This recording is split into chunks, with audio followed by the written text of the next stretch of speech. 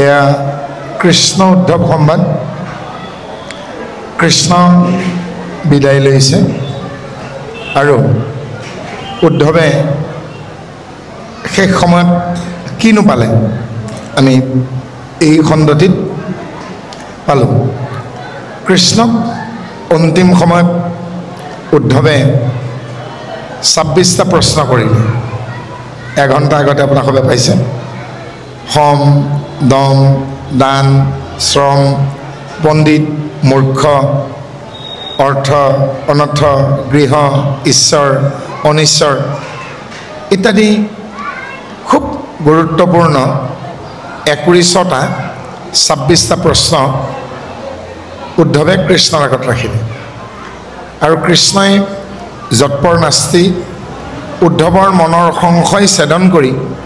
উত্তৰসমূহ দি গ'ল। আৰু আটাইতকৈ খোকোজা থকা প্ৰশ্নটোৱে আছিল উদ্ধৱৰ যে দম কাক কয়। আমাৰ যে মানুহে কয় যে দম থাকিলেহে নৈ সাঁতুৰি পাৰ হ'ব পাৰি, দম থাকিলেহে গছত উঠিব পাৰি,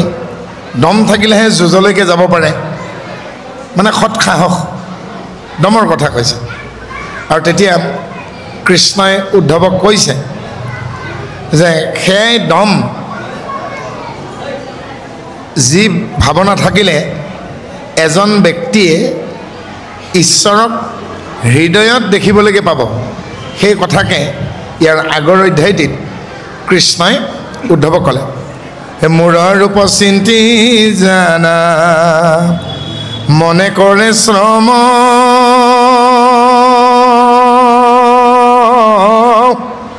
ও জানিবা উদ্ধৱ সখী তাকে বুলি দম।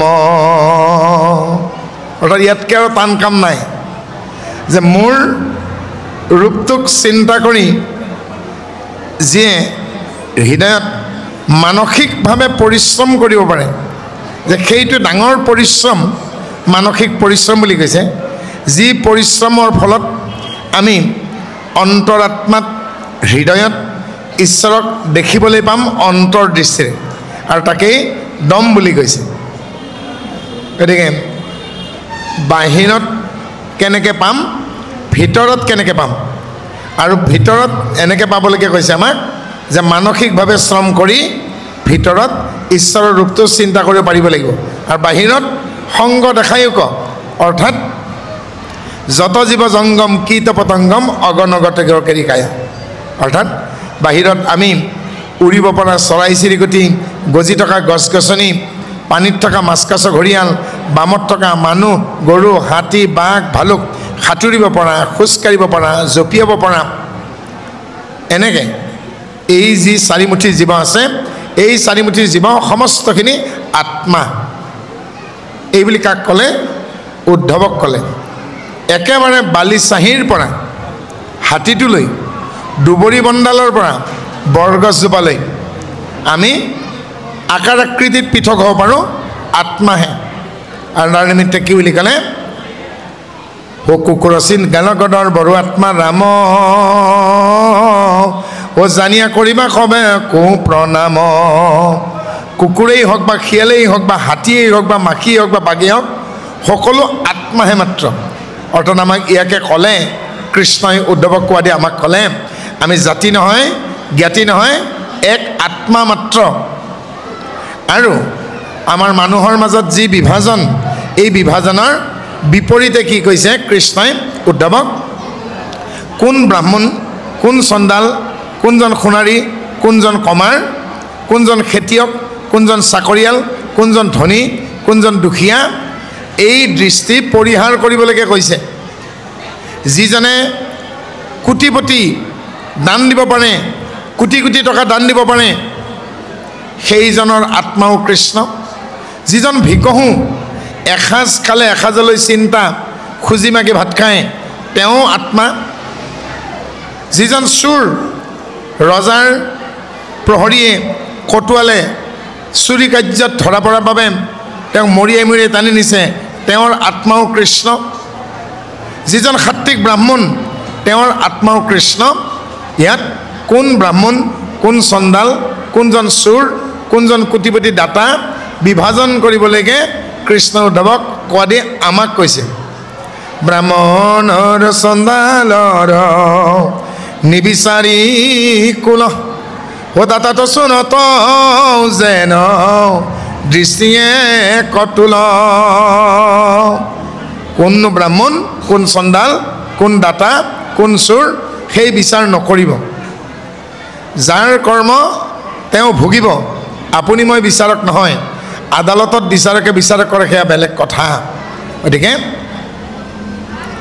নিজে আমি শুদ্ধ হ'ব লাগে, চেষ্টা কৰিব লাগে। বেলেগক আঙুলিয়াতকৈ আমি নিজে কিমান শুদ্ধ হ'ব পাৰিছোঁ। আৰু এই বুলি ক'লে শেষত গৈ, হে উদ্ধৱ, তুমি কোনজন পুৰুষ, কোনজন মহিলা, এই বুলিও তুমি কিন্তু বিভেদ নকৰিবা যে পুৰুষেহে পায়, মহিলাই নাপায়। এই বিভেদ যদি কৰে তেতিয়াহ'লে তুমি মোক নোপোৱা। স্ত্ৰী ক্ষুদ্ৰ চণ্ডালে কৰে হৈ আমাত ভকতি, তাহাঁতো কহিবা কথা ইটো মহামতি। আমাৰ সাধাৰণতে কি কয়, বোলে মাইকী মানুহে, মহিলাসকলে প্ৰসংগত বহিব নাপায়, মাইকী মানুহ আগত বহিব নাপায়, কইনাৰ কাষত বিধৱা মানুহ বহিব নাপায়, মাইকী মানুহৰ দ্বাৰা প্ৰথম খোজটো দিব নাপায়। যদি নাপায়, আপোনাৰ মোৰ যদি মাহঁত যদি নজন্মিলেহেঁতেন আমি মাটি ফুটি ওলালোহেঁতেন নেকি? আমাৰ যদি মা নহ'লেহেঁতেন, জিতেন বাপৰ মা যদি জন্ম নহ'লেহেঁতেন, মোৰ সন্মুখত বহি থকা প্ৰসন্ন বৰাৰ মাতৃ যদি কোষেশ্বৰী বৰাৰ যদি জন্ম নহ'লেহেঁতেন, ঘনকান্ত বৰাই যদি বিবাহ নকৰিলেহেঁতেন, তেওঁ ইয়াত মাটি ফুটি ওলালেহেঁতেন নেকি? এইবোৰ আমি কৰি লোৱা কথা। কইনাৰ কাষত বিধৱা বহিব নাপায়, কইনাৰ মাকে বিয়া চাব নাপায়, দৰাৰ মাকে বিয়া চাব নাপায়, এইবোৰ আমি কৰি লোৱা কথা। সেইকাৰণে কি ক'লে কৃষ্ণই, যে স্ত্ৰী অৰ্থাৎ নাৰীক কৈছে, ক্ষুদ্ৰ সাধাৰণ মানুহ কৈছে, স্ত্ৰী ক্ষুদ্ৰ চণ্ডাল শ্মশানত যি আমাক সহায় কৰে তেওঁকো অপবিত্ৰ বুলি নাভাবিব। গংগাই কি কৈছে জানে, ইচ্ছাকৃতভাৱে জানি শুনি বদমাচি কৰি বা পাপ কৰি যদি মোৰ তাত গা ধুবলৈকে আহে, মই তাৰ পাপ খণ্ডন নকৰোঁ। জানি শুনি বদমাচি কৰিছে, ইচ্ছাকৃতভাৱে নৰহত্যা কৰিছেগৈ, ইচ্ছাকৃতভাৱে জীৱ হত্যা কৰিছে, ইচ্ছাকৃতভাৱে ভ্ৰূণ হত্যা কৰিছে, ইচ্ছাকৃতভাৱে পিতৃ মাতৃক অপমান কৰিছেগৈ, সেই পাপ গংগা যমুনাত স্নান কৰিলে নাশ নহয়। গংগাই কি কৈছেগৈ, ভীষ্ম কৈছে, বাছা মই সেইজনৰ পাপ লওঁ যিজনে অজানিতে পাপটো কৰিছে, যিজনে আকস্মিকভাৱে পাপত লিপ্ত হ'ল, নজনাকে যদি পাপত লিপ্ত হ'ল সেইজনৰ মই পাপ ল'ম। কিন্তু যিজনে জানি বুজি পাপ কৰিছেগৈ সেইজনৰ পাপ মই মোৰ বাদেই যমুনায়ো নলয়, নৰ্মদায়ো নলয়, গোদাবৰীও নলয়, কালিন্দীও নলয়। আমাৰ যে মানুহে কয় গংগাত স্নান কৰিলেই পাপমুক্ত হ'ব,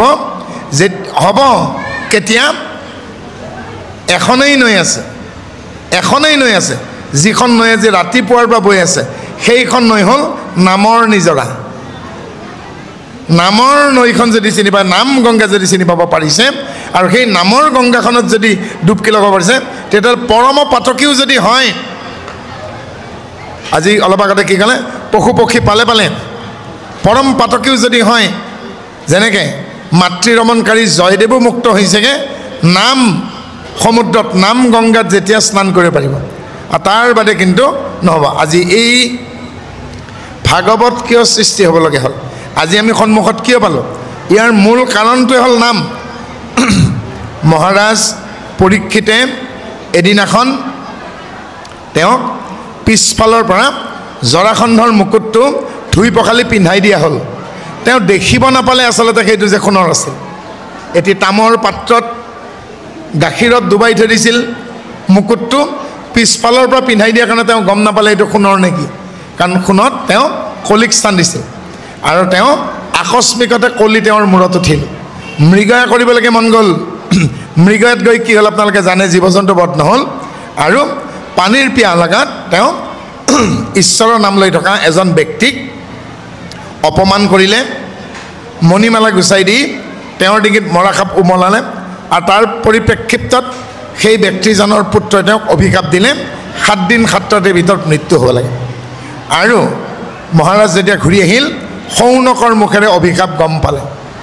শেষত মহাৰাজে সেই পাপ খণ্ডন কৰাৰ বাবে ঋক খাম যজু অথৰ্বৰ 4জন বিদগ্ধ পণ্ডিতক জন্মেজৰ হতুৱাই মাতি পঠিয়ালে আহি পোৱাত মহাৰাজে কি ক'লে আজি মই প্ৰাতঃতেই মৃগয়ালৈকে গৈছিলোঁ আৰু পৰিচান্ত হৈ পিয়াহ লাগোতে মই এগৰাকী ব্যক্তি নাম লৈ আছিল তেওঁক দিগদাৰি দিলোঁ পানী নিদিয়াত মই তেওঁৰ মণিমালা আঁতৰাই মৰা খাপ দিলোঁ ঈশ্বৰৰ নাম লোৱাত বাধা দিলোঁ তেওঁৰ পুত্ৰই মোক অভিশাপ দিলে মোৰ যে পাপটো হ'ল এই পাপ কেনেকৈ খণ্ডন কৰিব পাৰি আৰু পাপখিনি খণ্ডন কৰাৰ কাৰণে ঋকবেদ সামবেদ যজুৰ্বেদ অথৰ্ববেদৰ 4জন বিদগ্ধ বেদান্ত বাচস্পতি মাতি অনা হ'ল আৰু মহাৰাজে ক'লে এক দণ্ড সময় দিলোঁ আজিৰ হিচাপত 24 মিনিট সময় এই পাপৰ পৰা মোক পৰিত্ৰাণ কৰকচোন আৰু এক দণ্ড সময় তেওঁলোকৰ তৰ্ক বিতৰ্ক হ'ল উত্তৰ নোলাল তেতিয়া আকৌ এক দণ্ড বঢ়াই দিলে 2 দণ্ড হ'ল 48 মিনিট হ'ল কিন্তু তৰ্ক বিতৰ্কই হ'ল উত্তৰ নোলাল তেতিয়া নাৰদে হস্তক্ষেপ কৰি পেলাই কৈছে মহাৰাজ যিহেতু মাতি অনা হ'ল আপোনাৰ পাপটো খণ্ডাবহে লাগে এজন এজনকৈ তেওঁলোকে কওক তেতিয়া মহাৰাজে কৈছে ঋকবেদৰ পণ্ডিতে ক'লে বাকী কেইজনে মনে মনে থাকিব সামবেদে ক'লে বাকী কেইজনে মনে মনে থাকিব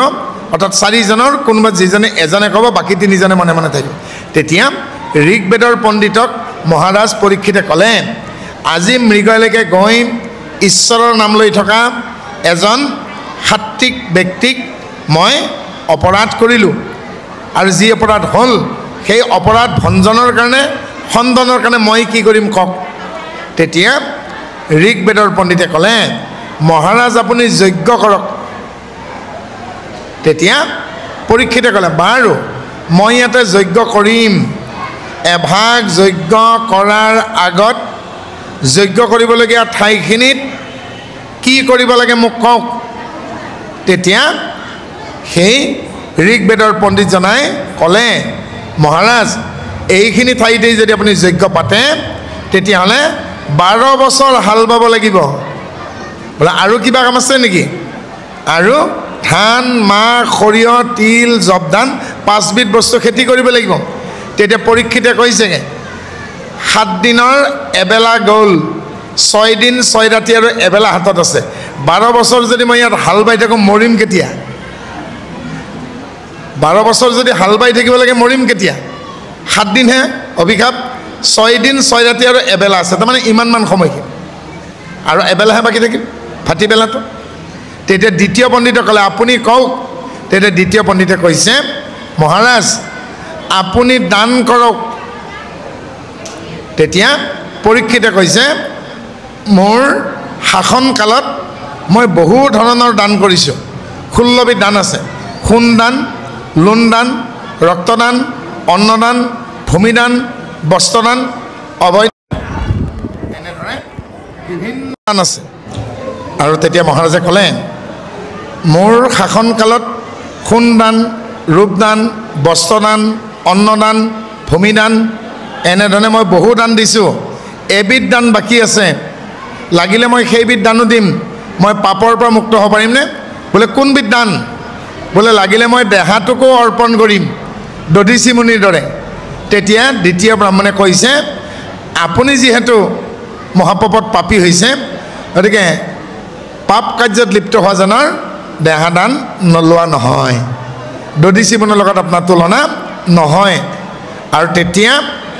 মহাৰাজে তৃতীয় পুৰোহিতক সুধিলে যে আপুনি আলোকপাত কৰক তেতিয়া তৃতীয়জনে ক'লে মহাৰাজ তীৰ্থ কৰাই ভাল হ'ব আৰু তেতিয়া পৰীক্ষিতে ক'লে এনেকুৱা কোনখন তীৰ্থ আছে যিখন তীৰ্থত মোৰ নিচিনা অপৰাধীয়ে স্নান কৰিলে পবিত্ৰ হ'ব কাৰণ মই জানি শুনি ঈশ্বৰৰ নাম লৈ থকা ব্যক্তিজনক অসুবিধা দিছিলোঁ মইতো নাজানাকৈ দিয়া নাছিলোঁ আকস্মিকতে দিয়া নাই কাৰণ জানি শুনিয়ে মই তেওঁৰ মণিমালা কাঢ়ি পেলাইছোঁ জানি শুনিয়ে মৰা খাপডাল ডিঙিত দিছোঁ মইতো ইচ্ছাকৃতভাৱে সেই পাপ কৰিছোঁ গতিকে ইচ্ছাকৃতভাৱে কৰা পাপৰ পৰা কোনখন নৈয়ে কোনখন তীৰ্থই পৰিত্ৰাণ দিব আৰু এনেদৰে যজ্ঞৰে দানেৰে তীৰ্থেৰে পৰীক্ষিত পৰিত্ৰাণ নাপালে পৰীক্ষিতে। আৰু চতুৰ্থ পণ্ডিত অথৰ্ববেদৰ পণ্ডিতজনে ক'লে মহাৰাজ ক্ষমা কৰিব, মই সিদ্ধান্ত দিব নোৱাৰোঁ। তেতিয়া নাৰদে পৰীক্ষিতক কৈছে এতিয়াও উপায় আছে, আপোনাৰ ফাললৈ শুকদেৱ আহি আছে। আৰু শুকদেৱে মাত্ৰ গাভী দোহনকাল এজনী ক্ষীৰতী গাই খীৰাওঁতে যিমানখিনি সময় লাগে সিমানখিনি সময়হে এখন ঠাইত থাকে, কিন্তু তেওঁ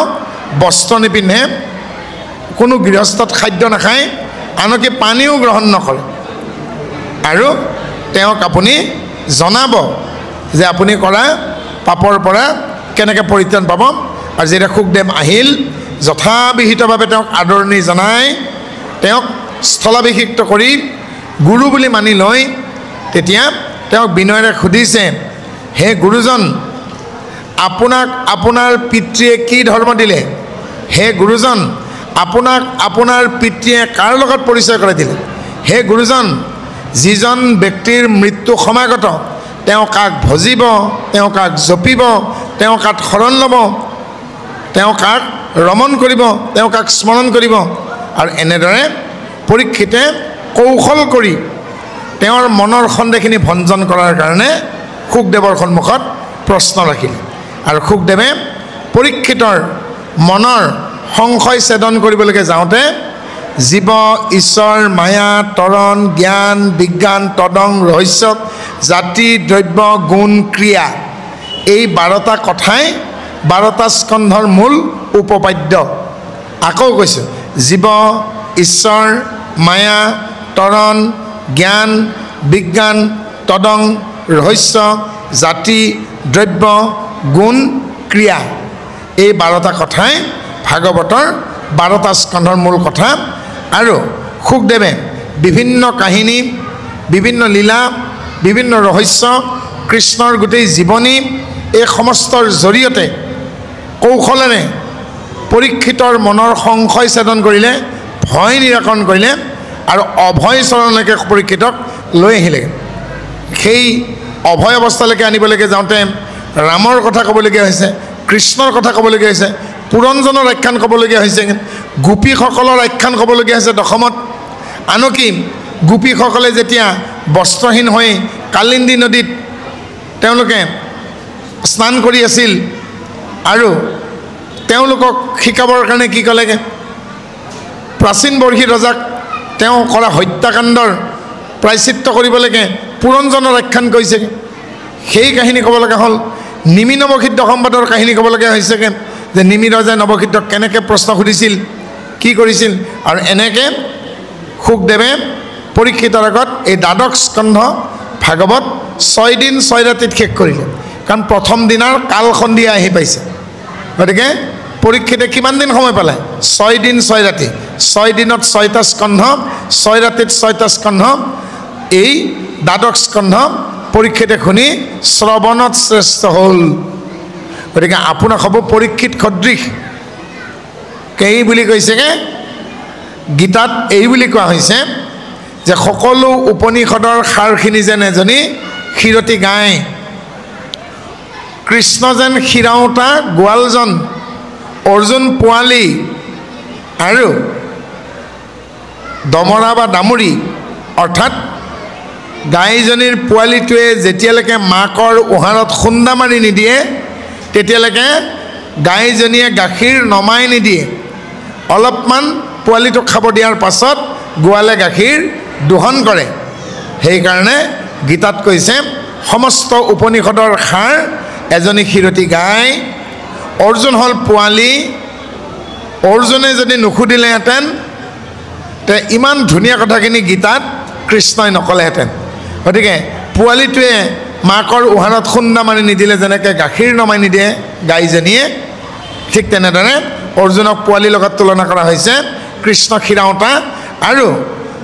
কৃষ্ণ নামৰ গোৱালজনে সেই উপনিষদৰ সাৰস্বৰূপ দুগ্ধ দোহন কৰি উঠনা দিয়ে। উঠনা মানে কাষৰীয়া ওচৰ চুবুৰীয়াক, যাৰ গৰু নাই যাৰ গাখীৰৰ প্ৰয়োজন আছে তেওঁক বিলাই দিয়ে এতিয়া কৃষ্ণই কাখৰ তেওঁৰ চুবুৰীয়াক ভাল পোৱা মানুহক যাক প্ৰয়োজন আছে বিলাই দিয়া উঠনা পোৱা মানুহখিনি আপোনালোক সৰ্বাপনি সাধুগা বুদ্ধুগ্ধাহা গোপালানন্দা পাৰ্তা সুধীৰ ভক্তা গীতামৃতম দুগে নমঃ গতিকে ঠিক কেনেকুৱাকৈ এই অধ্যায়টিত উদ্ধৱে যদি আজি এই তত্ত্ব নামৰ উহাৰখনত খুন্দা মাৰি নিদিলেহেঁতেন কৃষ্ণই আজি এই তত্ত্বখিনি এই অধ্যায়টিত উদ্ধৱক নকলেহেঁতেন গতিকে ছাত্ৰ ছাত্ৰীয়ে যেতিয়া শিক্ষকক প্ৰশ্ন কৰে সংশয় ছেদনৰ বাবে তেতিয়া শিক্ষকে ছাত্ৰ ছাত্ৰীৰ মনৰ সংশয় ছেদন কৰে অৰ্থাৎ সেইসকল ভাল ছাত্ৰ বা ছাত্ৰী যিসকলে শ্ৰেণীকোঠাত স্কুলেই হওক বা বিশ্ববিদ্যালয় হওক শ্ৰেণীকোঠাত নিজৰ মনৰ সংশয়খিনি ছেদন কৰিবলৈ শিক্ষকক ভয় নকৰি সোধে আৰু সেইসকল ভাল শিক্ষক বা শিক্ষয়িত্ৰী যিসকলে ছাত্ৰ ছাত্ৰীৰ মনৰ সুদুৱনিখিনি মাৰি দিয়ে তাৰ উপৰি কোনকেইটা ছাত্ৰ ছাত্ৰীয়ে বুজিছে কোনকেইটা ছাত্ৰ ছাত্ৰীয়ে মন দিয়া নাই এই কথা যিয়ে এক্সৰে কৰাৰ দৰে যি শিক্ষক শিক্ষয়িত্ৰীয়ে ছাত্ৰ ছাত্ৰীৰ মনৰ ভাষা পঢ়িব পাৰে সেইগৰাকী কিন্তু ভাল শিক্ষক সকলোৱে কিন্তু ভাল শিক্ষক হ'ব নোৱাৰে আৰু সকলোৱে পঢ়া শুনা কৰিলেও ভাল ছাত্ৰ ছাত্ৰী হ'ব নোৱাৰে সেইকাৰণে ফলাফল বেয়া হয় ফলাফল কিয় বেয়া হয় এগৰাকী ছাত্ৰ বা ছাত্ৰীয়ে যদি গোটেই বছৰ নপঢ়ে পৰীক্ষাৰ এসপ্তাহ আগতহে তেওঁৰ তৰণি নোহোৱা হয় তেওঁ জানো ভাল ৰিজাল্ট কৰিব পাৰিব সেইজন শিক্ষকক ছাত্ৰ ছাত্ৰীয়ে শ্ৰদ্ধা কৰে কাক যিজন শিক্ষক বা শিক্ষয়িত্ৰীয়ে ছাত্ৰ ছাত্ৰীসকলৰ অভাৱ পূৰণ কৰে মনৰ সংশয় ছেদন কৰে নুবুজাখিনি বুজাই দিয়ে আৰু তেওঁ আঙুলিয়াই দিয়ে নগেন তুমি চাগে বুজা নাই সবিতা উঠাচোন মই কোৱা কথাখিনি বুজি পাইছানে গতিকে শংকৰদেৱ এজন ভাল শিক্ষক আছিল আমি কোৱা নাই মাধৱদেৱে স্বীকাৰ কৰিছে কি বুলি কৈছে শংকৰে সংশয় ছেদি প্ৰচালিলা নিজ ধৰ্ম অৰ্থাৎ শংকৰদেৱে মাধৱদেৱৰ মনৰ সংশয় ছেদন কৰিবলৈকে সক্ষম হৈছিল সেইকাৰণে প্ৰথম যিদিনাখনেই ধোঁৱাহাটাত বেলগুৰিত লগ লাগিল মণিকাঞ্চন সংযোগ বুলি আমি কওঁ সেইদিনাখন বিয়লি মাধৱদেৱে বিদায় লোৱাৰ প্ৰাক মুহূৰ্তত শংকৰদেৱে সুধিছে আজি মোকনো তুমি 3বাৰ কিয় সেৱা জনালা তেতিয়া মাধৱদেৱে কৈছে ভূঞা বংশৰ প্ৰধান বুলি গোমস্তা মানি আপোনাক সেৱা হ'ল গোমস্তা মানে এটা বংশৰ যিজন মুখ্য মানুহ মুখ্য ব্যক্তি তেওঁক গোমস্তা বুলি কোৱা হয় বোলে দ্বিতীয়তে কিয় সেৱা ধৰিলে বোলে আপোনাৰে মোৰে তৰ্ক হ'ল আৰু তৰুমূল শ্লোক আনি গছৰ গুৰিতহে পানী দিলে যে গোটেই গছডালে তৃপ্তি পায় ডালে পাতে খিঞ্চিলে নাপায় এই শ্লোকেৰে আপুনি মোক পৰাস্ত কৰিলে আৰু পৰাস্ত হোৱা জানে জয়ী হোৱা জানে তাত শৰণাপন্ন হ'ব লাগে সেই গতিকে মই দ্বিতীয়বাৰ আপোনাক সেৱা কৰিলোঁ বোলে এতিয়া যাবৰ বিলিকা আৰু এবাৰ কিয় সেৱা কৰিলা বোলে এই মুহূৰ্তৰ পৰাই আপোনাক মই মোৰ জীৱনত আধ্যাত্মিক গুৰু হিচাপে স্বীকাৰ কৰিলোঁ গতিকে মহাপুৰুষ মাধৱদেৱে যিদিনাখন প্ৰথম দৰ্শন হৈছে শংকৰদেৱৰ লগত 3বাৰ সেৱা কৰিছে আৰু স্বীকাৰ কৰিলে যে শংকৰদেৱে মোৰ মনৰ সংশয় ছেদন কৰিলে গতিকে আপোনালোকৰ যদি মনৰ খোকোজাবোৰ মানি নলয় তেতিয়াহ'লে এই একশৰণত আপোনালোকে সুদৃঢ় হ'ব নোৱাৰিবগৈ ভয় ভয় ভাৱেৰে নহ'বগৈ অভয়লৈকে আহক কস্মিন কালেও কোনেও কৃষ্ণক সোধা নাছিল আৰু এই 6টা প্ৰশ্ন কৃষ্ণক কাৰণ আটাইতকৈ প্ৰাণৰ সখা কোন উদ্ধৱে সুধিছে উদ্ধৱনো কোন যদুবংশৰে এজনা বীৰ উদ্ধৱ কংসই উগ্ৰসেনক বন্দী কৰি মথুৰাৰ ৰজা হ'ল আৰু উগ্ৰসেন হ'ল ভোজদেৱতী মানে উগ্ৰসেনৰ বংশটো আৰু কৃষ্ণ বলৰামৰ বংশ একে নহয় কৃষ্ণ বলৰাম বা বসুদেৱৰ বংশটো হ'ল যদু বংশ আন নাম তেওঁলোকৰ বিৰিঞ্চি বুলিও কয় কাৰণ কৃষ্ণৰ পৰা 5 পুৰুষ ওপৰত বিৰিঞ্চি বুলি এজন পুৰুষ আছিল সেইকাৰণে কৃষ্ণক বৃঞ্চি বা বিৰিঞ্চি বুলিও কয় আৰু যদু বংশৰ হোৱাৰ কাৰণে কৃষ্ণ বলৰামক যদুমণি যাদৱ যাদৱানন্দ এনেদৰে উপাধিৰে বিভূষিত কৰা হয়। আনহাতে উগ্ৰসেনৰ বংশটো হ'ল ভোজ বংশ আৰু সেইকাৰণে উগ্ৰসেনক ভোজনিপতি বুলি কয়। কংসই নিজৰ বাহুবলেৰে পিতৃ পালনীয়া পিতৃ উগ্ৰসেনক বন্দী কৰি পোতাশালত থলে আৰু উগ্ৰসেনৰ পাত্ৰমন্ত্ৰী এজন আছিল, তেওঁৰ নাম হ'ল সত্যক। ইতিমধ্যে সত্যকৰ পত্নী গৰ্ভৱতী আৰু তেওঁলোকে এদিন নিশা আলোচনা কৰি আছে যে আমাৰ মহাৰাজ উগ্ৰসেনক কাৰাগাৰত থোৱা হ'ল, আমাক বা কি কৰে, কাৰণ উগ্ৰসেনৰ প্ৰিয় পাত্ৰ আৰু পাত্ৰমন্ত্ৰী আছিল সত্যক। আৰু তেতিয়া গৰ্ভৱতী পত্নীয়ে কৈছে যে মোৰ ভয় লাগিছে, গৰ্ভৰ সন্তানটোলৈকে আমাকো যদি কাৰাগাৰত থৈ দিয়ে, এই সন্তানটোৱে কম কষ্ট পাবনে কাৰাগাৰত, আৰু যদি মোক যদি ঠেলা মাৰি দিয়ে, কটুৱালৰ সৈতে যদি মোক মানে ধক্কা মাৰি দিয়ে, মই যদি পৰি যাওঁ, এই গৰ্ভৰ সন্তানটো যদি মৃত্যু ঘটে, মই জানো বাচি থাকিম? এনেকুৱা ধৰণে আলোচনা কৰি থাকোঁতে সিফালে কংসই পুতনাৰ সৈতে আলোচনা কৰিছে। পুতনাই কৈছে, দাদা তুমি বাৰু নিষ্কণ্টক নে? পিতৃ উগ্ৰসেনক কাৰাগাৰত থোৱা হ'ল, এতিয়াও তোমাৰ সিংহাসনখন সুৰক্ষিত নে? তেতিয়া কংসই কৈছে, ভাল কথা সুধিছ ভনী, বোলে কি? মোৰ কথা তোৰ কথা এজনে জানে, আমি যে আচলতে উগ্ৰসেনৰ সন্তান নহয় এই কথা এজনে জানে। বোলে কোননো সেইজন? বোলে আমাৰ তুলনীয়া পিতৃ উগ্ৰসেনৰ পাত্ৰমন্ত্ৰী এতিয়াও জীৱিত। বোলে কোননো তেওঁ? বোলে তেওঁৱেই হ'ল সত্যক। বোলে তেওঁ বধ কৰোঁ, বধ কৰি পেলাওঁ, লেঠা শেষ। তেতিয়া দুইজনে আলোচনা কৰিলে যে অহাকালি বুদ্ধি কৰি তেওঁলোকক মাতি আনি পোতাশালত থ'ম, নহ'লে গোপনে তেওঁলোকক হত্যা কৰিম ঘৈণীয়েকৰ সৈতে, কোনেও গমেই নাপাব, একদম তৃতীয় ব্যক্তি যাতে গম নাপায়। আৰু ছালবেৰৰো কাণ থাকে, কংসৰ ৰখি থকা ছাটোৰ দৰে ৰখি থকা এজন ৰখীয়াই, এজন পৰিয়াই, গাৰক্ষীয়ে পাত্ৰমন্ত্ৰী সত্যকক ভাল পাইছে। মনে মনে গৈ পেলাই ক'লে, অহাকালি আপোনালোক দুইজনকে আমাৰ নতুন ৰজাই হত্যা কৰিব, আপোনালোকে কেনেকৈ পালে প্ৰাণ বচাওক। আৰু তেওঁলোক দুইজনেৰে গোপন পথেৰে যমুনাৰ পাৰ পালেগৈ। ভৰ বাৰিষা যমুনা নৈ পাৰ হৈ যাওঁতে সত্যকৰ পত্নীয়ে কষ্ট পালে, কিবাকে পাৰ হৈ গ'ল আৰু পাৰ হৈ যাওঁতে নন্দালয়ত উপস্থিত হ'ল আৰু যশোদা মাতৃৰ কাষ পাই কথাখিনি ক'ব ধৰোঁতেই সন্তান উপজিল আৰু সেই সন্তানটোৱে হ'ল উদ্ধৱ। সন্তানটো জন্ম দিয়েই উদ্ধৱৰ মাতৃ সুভগাৰ মৃত্যু ঘটিল আৰু তেতিয়া নন্দালয়ত দুগৰাকী নাৰী, এগৰাকী হ'ল নন্দৰ পত্নী যশোদা, আনগৰাকী হ'ল বসুদেৱৰ পত্নী ৰোহিণী। বসুদেৱৰ পত্নী ৰোহিণীক বলৰামৰ মাতৃক তাত থোৱা হৈছে, কাৰণ বলৰামৰ বৃন্দাবনত জন্ম হৈছে বা গকুলত জন্ম হৈছে, মথুৰাত জন্ম হ'ল। তেতিয়া ৰোহিণী আৰু যশোদাই উদ্ধৱৰো দায়িত্ব ল'লে আৰু নন্দই সমস্ত গোপন কথা কৈ দিয়াৰ কাৰণে সত্যকক ক'লে, আজিৰ পৰা আপোনাৰ নাম উপগোপ হ'ব, অৰ্থাৎ উদ্ধৱৰ পিতৃৰ নাম লুকুৱাই দিয়া হ'ল। সেইকাৰণে ভাগৱতত উদ্ধৱক কয় উপগুপ্ত নহয়, উপগুপ মানে সত্যকৰ আন নাম, সেইকাৰণে উদ্ধৱৰ আন নাম কি কয়? উপগুপ্ত নহয়। আৰু তেওঁ কি ক'লে, আপুনি ইয়াত ছদ্মবেশ ধৰি লুকাই থাকক আৰু ছদ্মবেশেৰে গৈ সিফালে মথুৰাত কি হৈ আছে মাজে মাজে চাব। তেওঁক কি দায়িত্ব দিয়া হ'ল? গৰু ম'হৰ গাখীৰ, দৈ, ক্ৰীম মাখন কংসক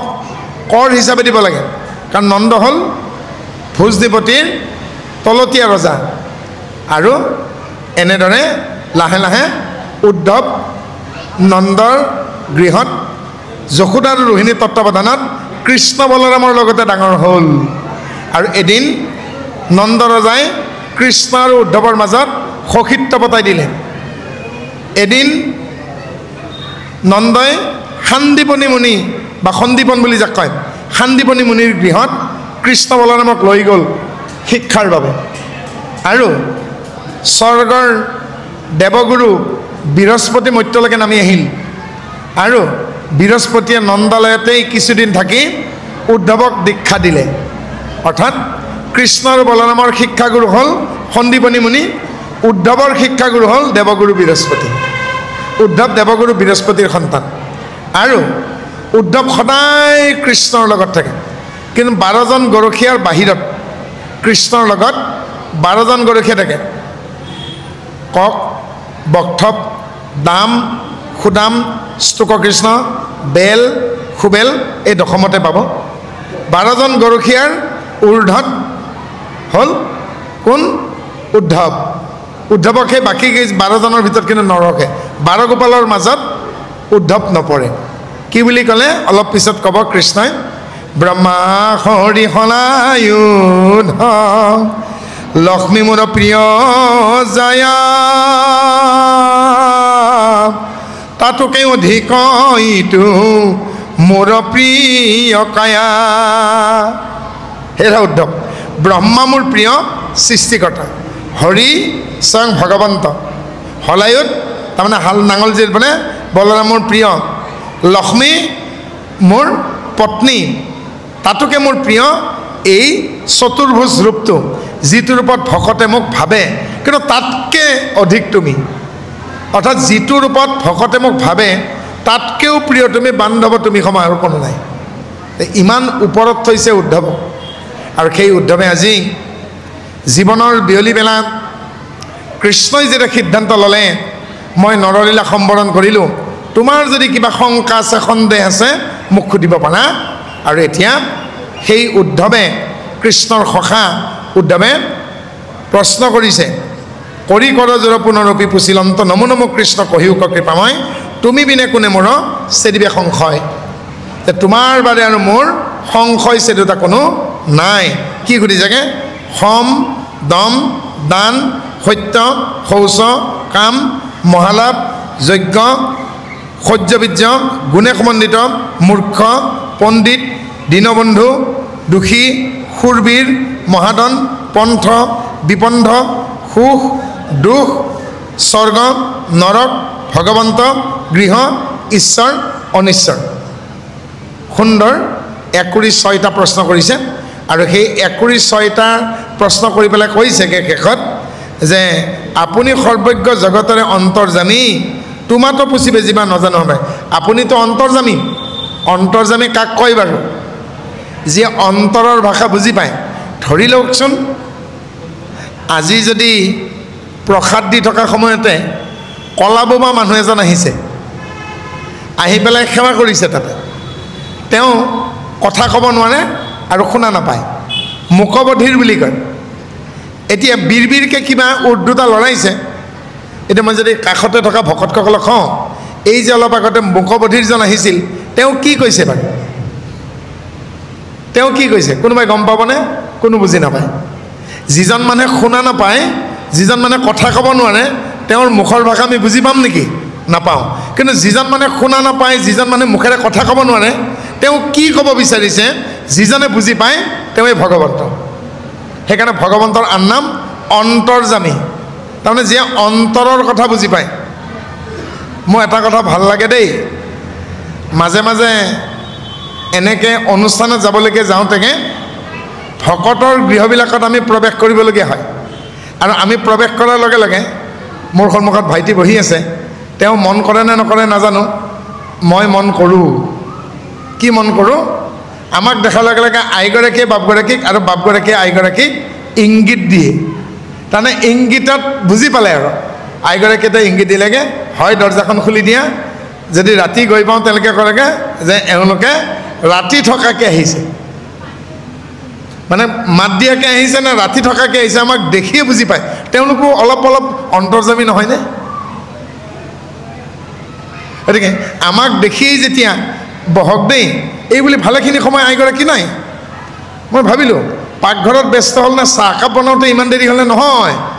আমাক মহে কামুৰিব নহয় তেওঁ আঁঠুৱা পাতি সজাই তাৰমানে আমাক বিচনা ৰেডি কৰাত ব্যস্ত আপোনালোকতো আজি থাকিব আমাক মুখেৰে কোৱাও নাই তাৰপিছত মানে একদম খাটাং আৰু যে আমি যে থাকিম আমি নোকোৱাকৈ ছাডেন ভিজিট দিছোঁ তথাপিতো গম পাইছে অন্তৰ্যামী নহয় জানো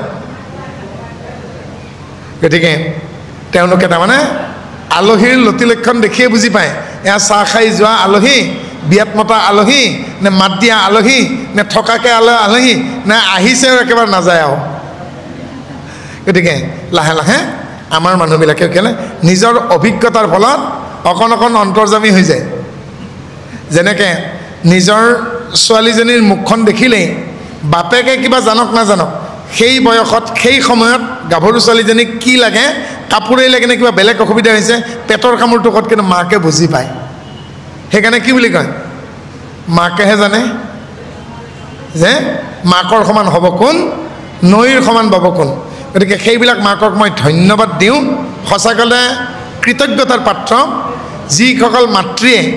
সন্তানৰ মুখখন দেখি বুজি পায় যে এতিয়া কি প্ৰয়োজন এইখিনি সময়ত কি প্ৰয়োজন মুখ দেখিয়ে বুজি পায় গতিকে তেওঁলোক অন্তৰ্যামী নহয় জানো কোনে শিকাইছে সময়ে শিকাইছে গতিকে এনেকৈ আমাক সময়ে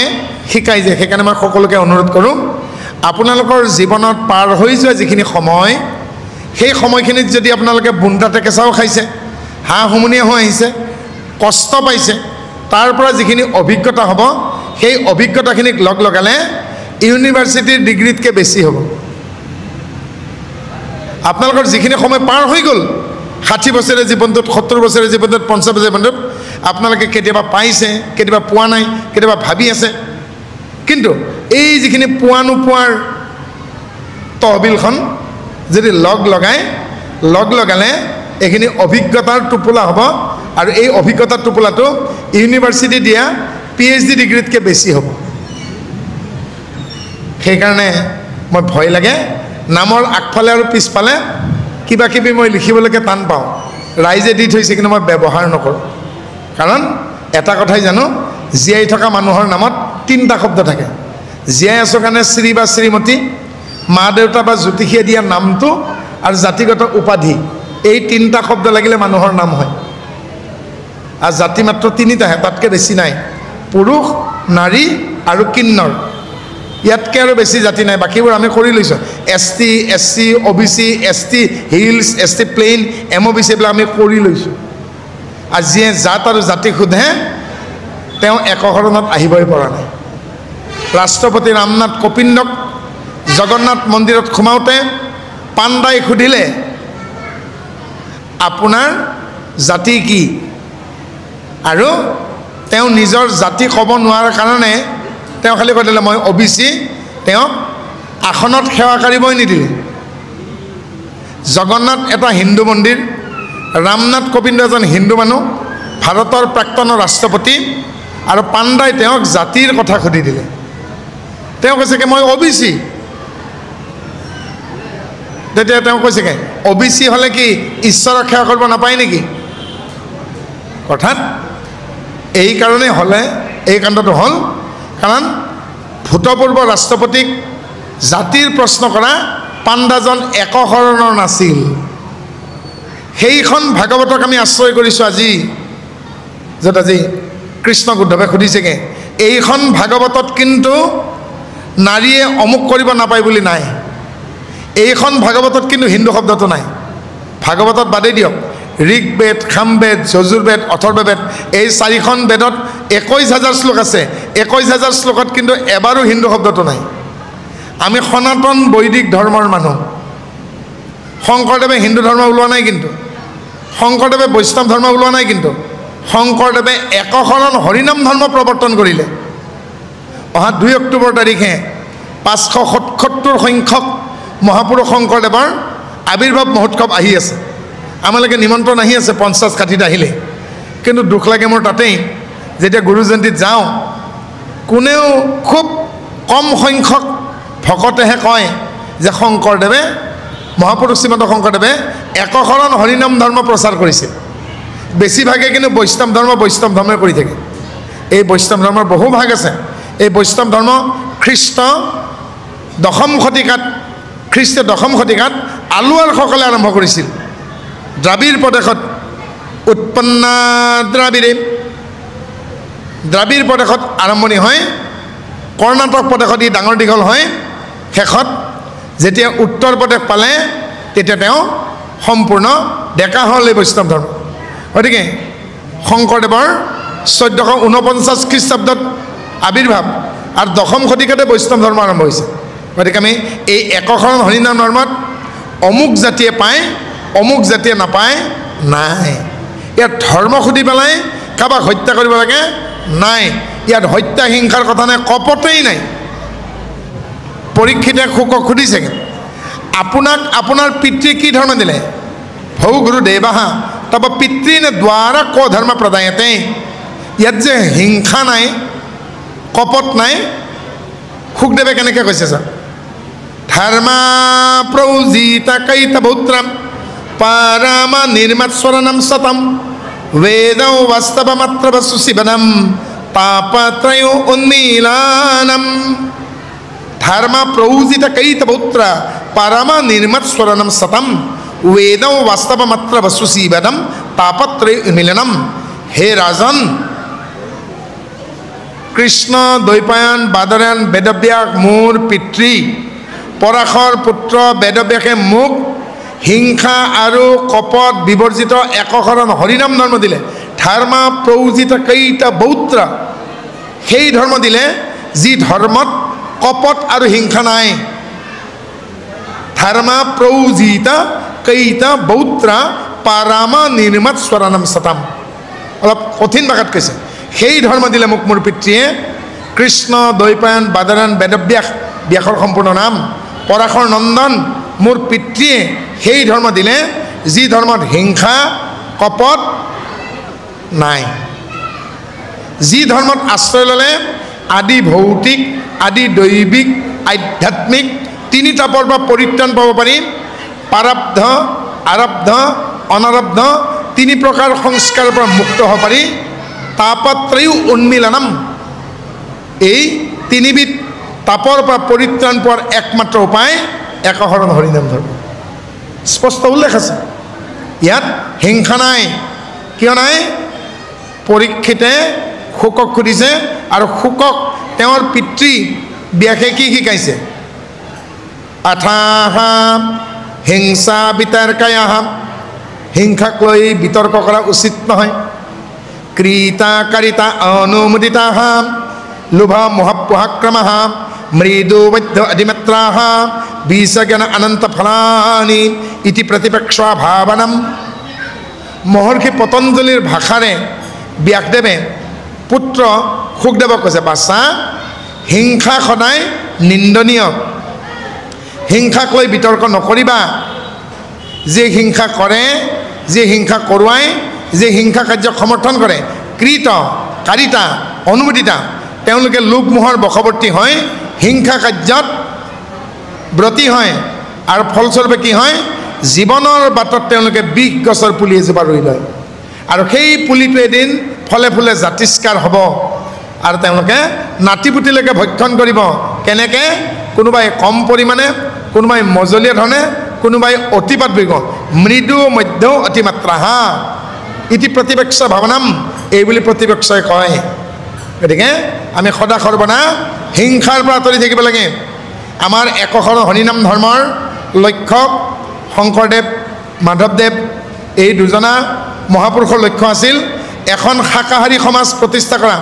য'ত হিংসাৰ লেখমাত্ৰ নাথাকিব। এখন শ্ৰেণীহীন সমাজ প্ৰতিষ্ঠা কৰা, য'ত উচ্চ নিচ বুলি কোনো কথা নাথাকিব। সেইকাৰণে কি কৈ গ'ল? নায়িক আৰু উচ্চাসন, নায়িক আৰু নিচাসন, হৰিভক্ত সকলো সমান। আৰু এনেটি বাক্য কৈ থৈ গৈছে নিমিনৱগীত সংবাদত শংকৰদেৱে, সেই বাক্য পৃথিৱীত ক'তো নাপায়। আজি ধৰ্ম সুধি, জাতি সুধি মানুহক হত্যা কৰিছে যিখন পৃথিৱীত। 500 বছৰ আগতে শংকৰদেৱে কি ক'লে চাওক, হস্ত পদ কৰ্ণ বাক্য আছয় মানে যাৰ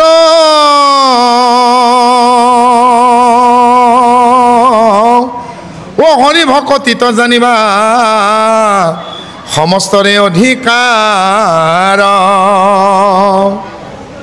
হাত ভৰি চকু কাণ বাক্য যাৰে আছে তেওঁৰে ভকতি কৰাৰ সম্পূৰ্ণ অধিকাৰ আছে সেইকাৰণে নগাৰ নৰোত্তম আতৈক নগা পাহাৰৰ পৰা নামি অহা নক্তে নগাৰ নৰোত্তম আতৈক কাষত বহাই লৈছে মিচিঙৰ পৰমানন্দক কাষত বহাই লৈছে গাৰুৰ গোবিন্দক কাষত বহাই লৈছেগৈ আনকি তেওঁৰ চোলা চিলাই দিয়া ইছলাম ধৰ্মাৱলম্বী চান্দখাইকক কাষত বহাই লৈছে আজি আপোনালোকে নামঘৰলৈকে সোমাই আহোঁতে কিবা এটা বাহিৰত এৰি থৈ আহিছে কি এৰিছে বাৰু কি এৰিছে বাৰু চেণ্ডেল আৰু জোতা চেণ্ডেল আৰু জোতা যেনেকৈ বাহিৰত এৰি থৈ আহে নামঘৰৰ বাহিৰত কাৰোবাক বহুৱাইছে নেকি শংকৰদেৱে বহুৱা নাই এনে এডাল বটবৃক্ষ আমাক দিলে নামঘৰ নামৰ য'ত কোচ কলিতা কেওঁট বুলি কোনো কথা নাই হিন্দু মুছলিম বুলি কোনো কথা নাই এই নামঘৰৰ মজিয়াত সকলো আহিব পাৰে হয়নে গতিকে আমাৰ একশৰণ হৰিনাম ধৰ্মৰ জৰিয়তে শংকৰদেৱ গুৰুজনাই যে সনাতন বৈদিক ধৰ্ম আছিল তাক সংস্কাৰ কৰি কৰি কৰি কৰি কৰি একদম উত্তম ৰূপত আমাক দিলে তাৰ পাছতো আমি এতিয়াও জৰিকে এৰিব পৰা নাই তাবিজে এৰিব পৰা নাই মাদলিকে এৰিব পৰা নাই আগৰ পৰম্পৰাকে এৰিব পৰা নাই এই জন্মাষ্টমীৰ দিনাখন গুৱাহাটীত যিমান দেৱ দেৱীৰ মন্দিৰ আছে সেইবিলাকতো জন্মাষ্টমী পালে কালী মন্দিৰ লক্ষ্মী মন্দিৰ শনি মন্দিৰ হনুমান মন্দিৰ চবতে পাতে একদম কৃষ্ণহে কৃষ্ণ আৰু কিন্তু পিছদিনাখন আকৌ পাহৰি যায় হয় নাই তে কি হ'ল আকৌ সত্যনাৰায়ণ পূজা কিমান দিন পাতে মাত্ৰ এদিন পাতে আমাক কয় আপোনালোকে নাপাতে নেকি আমি বোলো আমি সদায় পাতোঁ বছৰত 365 দিন আপোনালোকে এদিনহে পাতে এদিনৰ কাৰণে কৃষ্ণ সত্য হৈ যায় আমাৰ সদায় সত্যনাৰায়ণ পূজা নহয় জানো তাৰপিছত কৈছে কেন আপোনালোকৰ ভকতবিলাক দেখোন মানে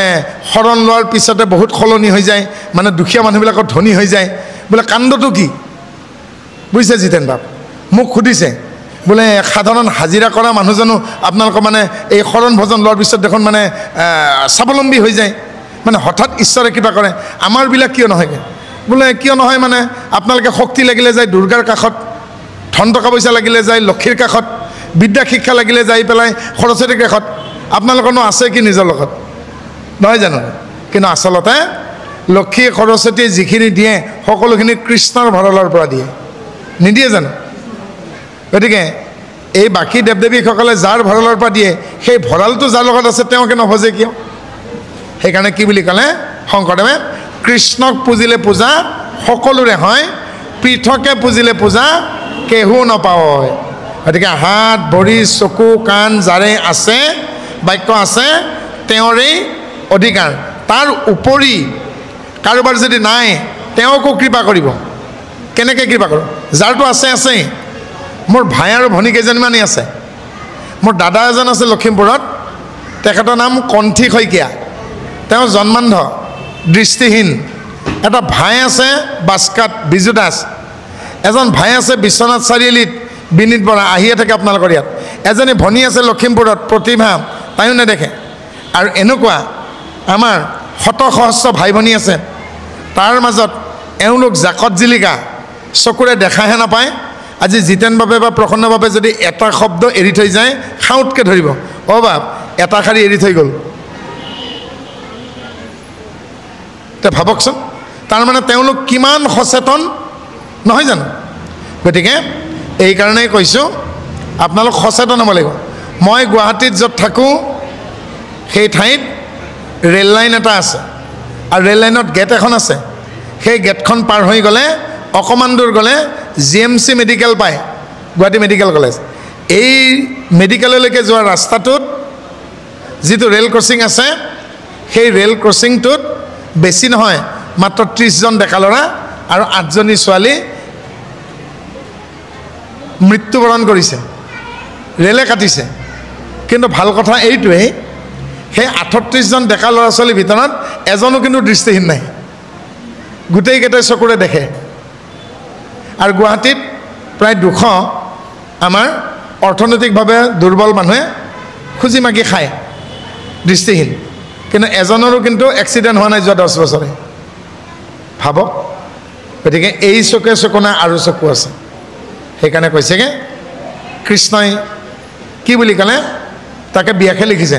মুকং কৰোতি ভাসালং পংগুং লংঘতে গিৰিম यत् कृपा तमहं वन्दे परमानन्दमाधवाम मुख माने बुबा बुबाई कथा कब পৰা হ'ব पंगुई पर्वत लंघन কৰিব अंधई दृष्टि पाब आमिनो केनेके बुझिम आजिर পৰা 40 বছৰ আগলৈকে আমাৰ অসমৰ যিবোৰ জনজাতি আছিল কোচ ৰাজবংশী তিৱা টাই আহোম বড়ো কছাৰী ঠেঙাল কছাৰীকে আদি কৰি ৰাভাকে আদি কৰি কাৰ্বিকে আদি কৰি এখেতসকলে আজিৰ পৰা 40 বছৰ আগত শুদ্ধকে অসমীয়া ভাষাটো 10খন ৰাভা গাঁও একেলগে আছে টাউনৰ লগত সম্পৰ্ক নাই য'ত নেকি ভূটান বৰ্ডাৰত বড়ো গাঁওখন আছেগে টাউনৰ লগত সম্পৰ্ক নাই তেওঁলোকে ভঙা ভঙাকে অসমীয়া কৈছিল কিন্তু আজি তাৰিখত সেয়া নাই বুবাই কথা ক'ব পৰা নিচিনা নহ'লনে আজি বাকি জেনেৰেল মানুহৰ দৰে ট্ৰাইবেল মানুহখিনিও কথা কয় বুবাই কথা ক'ব পৰা নহ'ল জানো শিক্ষাৰ পোহৰ পালে অন্ধতা গুছিল নহয় জানো পংগুই পৰ্বত লংঘন কৰিব পৰা হ'ল সৰু সৰু মানুহে নিজৰ সমস্যাখিনি সমাধান কৰি ল'ব পৰা হ'ল নহ'ল জানো হয়নে মুকং কৰোতি ভাসালং পংগুং লংঘতে গিৰিম যে অন্ধই দৃষ্টি পাব আজি শিক্ষাৰ পোহৰ অহাৰ কাৰণে আমাৰ অন্ধবিশ্বাসবোৰ কমি নগ'লনে কিন্তু পুৰাকে কমি যোৱা নাই দেই পুৰাকে কমি যোৱা নাই এতিয়াও আছে এতিয়াও বিয়াৰ দিনাখন পিছ ৰাতি দৰাই যেতিয়া কইনা লৈ আহে এতিয়াও কিন্তু কইনা লৈ আহা উচৰ্গাৰ চৰিয়াটোৰ বুকুত কাঁহীখনৰ বুকুত ঘটিটোৰ ডিঙিলৈকে চাউল ভৰাই কইনাক ফুটবল খেলিব দিয়ে কইনাই যিখিনি উচৰ্গাত কাঁহী বাতি আনিলে সেইখিনিকনো লঠিয়াই এইবিলাক আমাৰ কু পৰম্পৰা এইবোৰ এৰিবৰ হ'ল এতিয়াও কিন্তু কেঁচা আটাৰ লাৰু দলিওৱাতে আছে এতিয়াও পানী তুলিবলৈকে যাওঁতে তাৰমানে কিন্তু কলম কটাৰীৰে পানী কাটোতে আছে পানীনো কটা যায় নহয় জানো গতিকে এতিয়াও কিন্তু আমাৰ বহু অন্ধবিশ্বাস এতিয়াও এৰিবই আছেগে দেই এনেকুৱা অন্ধবিশ্বাস পালোগে এঘৰত গৈ পেলাই এঘৰ আমাৰ ভকতেই দাদাৰ কাৰণে ছোৱালী চাবলৈকে যাইছিল সেৱা ধৰা ধৰি হৈ গ'ল আৰু এপাকত সুধিলোঁ বাপজন কইনাৰ মাক যদি আছে এপাক ৰাইজৰ মাজলৈকে আহিলে ভাল আমি কইনা চাবহে গৈছোঁ তেতিয়া কইনাৰ দেউতাকে কৈছেগৈ আমাৰ বংশত ছোৱালী চাব আহিলে দৰাপক্ষৰ আগত প্ৰথম দিনাখন কইনাৰ মাক ছোৱালীৰ মাক ওলাব নাপায় আৰু লগে লগে কৈছোঁ তেতিয়াহ'লে যিটো বংশত দৰাই কইনা চাব আহিলে জন্ম দিয়া মাকে দৰাক চাব নাপায় সেই বংশত আমি বিয়া নাপাতোঁ আমিও ছোৱালী কেঞ্চেল কৰিছোঁ তাৰমানে কিমান দবাই থোৱা হৈছে সৌ সিদিনাখনলৈকে মানুহ মৰিলে কাজ সকাম নোযোৱালৈকে ভিজা কাপোৰে থাকিব লাগে আইসকল আমাৰ মহানগৰীত আমি দেখিছোঁ গতিকে এতিয়াও কিন্তু সকলোখিনি অন্ধবিশ্বাস সম্পূৰ্ণৰূপে নাশ হোৱা নাই এতিয়াও আছে গতিকে আমি ভাবোঁ এই ভাগৱত ধৰ্মৰ প্ৰচাৰৰ জৰিয়তে লাহে লাহে একেদিনে নহয় লাহে লাহে নিশ্চয় এইখিনি মষিমূৰ হ'ব আৰু এখন সংস্কাৰী সমাজ আমি পাম য'ত নেকি অন্ধবিশ্বাস নাথাকিব আমি তাকেই বিচাৰিছোঁ কাৰণ আমাৰ উঠি অহা প্ৰজন্মই যদি অন্ধবিশ্বাস অনুকৰণ কৰিবলগীয়া হয় তে আমাৰ জাতিটো ধোঁৱা চাঙত উঠিব আৰু আমি দিশহাৰা হৈ যাম আৰু আমাক বুৰঞ্জীয়ে হাঁহিব গতিকে এই অন্ধবিশ্বাসৰ ঊৰ্ধত আমাৰ সমাজখনক লৈ যাব লাগিলে বিজ্ঞানসন্মতভাৱে মহাপুৰুষে যি আদৰ্শ দেখুৱাই থৈ গ'ল সেই আদৰ্শৰে আমি যদি বাট নুবোলোঁ তেতিয়াহ'লে কিন্তু আমি নহ'ব আৰু সেইকাৰণে কৈছোঁ যেনেকৈ যোৱা বছৰ কৈ দিলে আমতি লাগিলে অম্বুবাচী লাগিলে নামঘৰ সত্ৰ বন্ধ থাকিব লাগে এয়া অন্ধবিশ্বাস নহয় জানো শংকৰদেৱ মাধৱদেৱ হৰিদেৱ দামোদৰ চাৰিজনা মহাপুৰুষে কেতিয়াও ক'তো কৈ যোৱা নাই যে নামঘৰ সত্ৰ কোনোবা দিন বন্ধ থাকিব নহয় অহৰ্নিশে বন্তি জ্বলে আঠপৰীয়া বুলি কয় সত্ৰত আঠপৰীয়া থাকে আপোনালোকে জানেনে পৰ মানে 3 ঘণ্টা আঠপৰ অৰ্থাৎ 24 ঘণ্টাই যিয়ে সত্ৰ আৰু নামঘৰ ৰখি থাকে তেওঁক আঠপৰীয়া বুলি কয় 24 ঘণ্টা ৰখি থাকিব লাগে 24 ঘণ্টা চাকিও জ্বলি থাকিব লাগিব সেইকাৰণে সত্ৰ নামঘৰবিলাকত বন্তি নিৰ্বাপিত নহয় যে য'ত নেকি বন্তি নিৰ্বাপিতই নহয় অখণ্ড বুলি কয়, অক্ষয় বন্তি বুলি কয়, নামঘৰত অক্ষয় বন্তি যদি হ'ব তেতিয়ালৈকে আকৌ আহাৰ মাহত চাকি জ্বলাব কিয় বন্ধ কৰিব দিছে? ঈশ্বৰৰ নামত চোৱা আছে, তাৰমানে অন্ধবিশ্বাস আমি এৰিব পৰা নাই আৰু আমি সেই কথাষাৰৰ প্ৰতিবাদ কৰিছোঁ। কৃষ্ণ কেতিয়াও অপবিত্ৰ নহয়, তাকেই কৈছোঁ। যিজনে নিজেই নিজৰ নিৰাপত্তা দিব নোৱাৰে সি বেলেগৰ নিৰাপত্তা কেনেকৈ দিব? আজিকালি ধৰ্মবিৰোধীলৈকে এস্কৰ্ট লৈ ঘূৰে, দেখিছেনে নাই? বেয়া নাপাব দেই, বেয়া পাব কৈছোঁ। আমি দেখিছোঁ বহু ধৰ্মগুৰুৱে আজিকালি একদম মানে এডল লৈ ফুৰে। তেওঁ তাৰমানে যেতিয়ালৈকে শৰণ দিয়া শেষ নহয়, তেওঁ যেতিয়ালৈকে দীক্ষা দিয়া শেষ নহয়, বাহিৰত একদম বেৰিকেড বনাই থৈ দিয়ে, নহয় জানো? কিন্তু ৰাখে হৰি মাৰে কোনে? আজিৰ পৰা 90 বছৰ আগত ৰমাকান্ত মুক্তিয়াৰতাক বৰদোৱা সত্ৰত সত্ৰাধিকাৰৰ লগত কথা পাতি থাকোঁতে ভাগৱত পাঠ কৰি তেওঁক হত্যা কৰিবলৈকে এজন দুৰ্বৃত্তই জাঠি মাৰি দিলে আৰু সত্ৰাধিকাৰজনাই লগে লগে তেওঁক হেঁচা মাৰি দিলে। এক আঙুলি দবি যোৱাৰ কাৰণে জাঠিডাল কান্ধৰ ওপৰেদি গৈ পেলাই ভাগৱতৰ কাষত চুঁচৰি পৰিল। ৰমাকান্ত মুক্তিয়াৰতাও হিন্দু মানুহ আছিল আৰু যিজনে জাঠিপাত মাৰিছিল সেইজনো হিন্দু মানুহ আছিল। ভাবক, শত্ৰু আমাৰ সীমাৰ বাহিৰত যিমানখিনি শত্ৰু আছে তাতকৈ আমাৰ ঘৰৰ ভিতৰতে আৰু বহুত শত্ৰু আছে, যিবোৰ শত্ৰুৱে শংকৰদেৱ মাধৱদেৱৰ এই আদৰ্শক বিস্তৃত হোৱাটো নিবিচাৰে। কাৰণ শংকৰদেৱ মাধৱদেৱৰ আদৰ্শখিনি যদি সকলোৱে লৈ লয় তেওঁলোকৰ পেটত গাঁঠি মৰা খাব। কাৰণ বিনা কষ্টে যিসকলে ভোগবাদী জীৱনটোত আছে তেওঁলোকে যে পৰিশ্ৰম কৰিবলগীয়া হ'ব, সেইটোৰ কাৰণেই শংকৰদেৱৰ মাধৱদেৱৰ আদৰ্শ তেওঁলোকে প্ৰচাৰ হ'ব নিদিয়ে। তেওঁলোকে বিভিন্ন ধৰণে শত্ৰুতা কৰি আহিছে দেই, আৰু এই শত্ৰুতা চলি থাকিব। গতিকে ভগৱন্তই নিজে নামি আহি আজিৰ তাৰিখত আপোনাক ৰক্ষা নকৰে, আপোনাৰ ৰক্ষা কবচ আপুনি নিজেই ঠিক কৰিব লাগিব। কাছটোৱে যেনেকৈ চলংখনেৰে নিজৰ সুৰক্ষা কৰে, মহটোক দেখিছেনে? বনৰীয়া মহটোক, প্ৰকাণ্ড 1 টন ওজনৰ,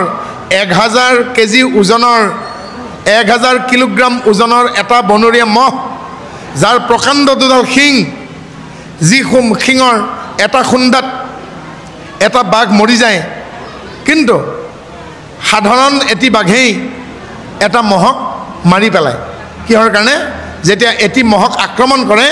তাৰ লগৰবোৰ পলাই গুচি যায়, একতা নাই। মূৰত তেওঁৰ প্ৰতিৰোধী শিংটো থকা স্বত্তেও কিন্তু বাঘটোক তেওঁ উল্টাকৈ আক্ৰমণ কৰিব নোৱাৰে আৰু চিঞৰি চিঞৰি বেচেৰা প্ৰকাণ্ড মহটো মৰি যায় আৰু বাঘৰ লগৰীয়াবিলাকে আহি দবনি পিটি 2-3 দিনলৈকে ভোজ খায়। আমাৰো সেনেকুৱাই হৈছে অসমীয়া জাতিটোৰ। এজনক যেতিয়া কোনোবাই বিদেশী আক্ৰমণ কৰে, কোনোবা শত্ৰু আক্ৰমণ কৰে, আমাৰ মানুহবোৰে তেওঁক নবচায়, দুলৈকে যে মৰিব দিয়ে। গতিকে বনত যেনেকৈ খেদি খেদি বাঘবোৰে, কিয় হৰিণৰ মূৰৰ ওপৰত শিংটোতো নাই জানো? নহয় জানো? গতিকে কেটেলা পহুতে নিজক যেনেকৈ ৰক্ষা কৰে, কাছটোৱে যেনেকৈ ৰক্ষা কৰে, মহটোৱে পাৰিলেহেঁতেন যদি একতা থাকিলেহেঁতেন। আৰু একতা নোহোৱাৰ কাৰণেই মোৰ মনত পৰে মহাভাৰতত অভিমন্যুক বেৰি ধৰিলে।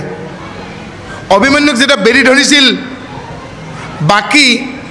পাণ্ডৱ পক্ষৰ বীৰবিলাকে সেই চক্ৰবেহত বাহিৰৰ পৰা কি আক্ৰমণ নকৰিব? সেইজনক বীৰ বোলে, বীৰৰটো বীৰগতি হ'বই, কিন্তু অন্যায় যুদ্ধত হ'ল। কিন্তু পাৰিলে জানো তেওঁক ৰক্ষা কৰক? তেওঁলোকে কি দেখা নাছিল সেই কণমানি শিশু অভিমন্যু যেতিয়া চক্ৰবেহুৰ ফালে গ'ল,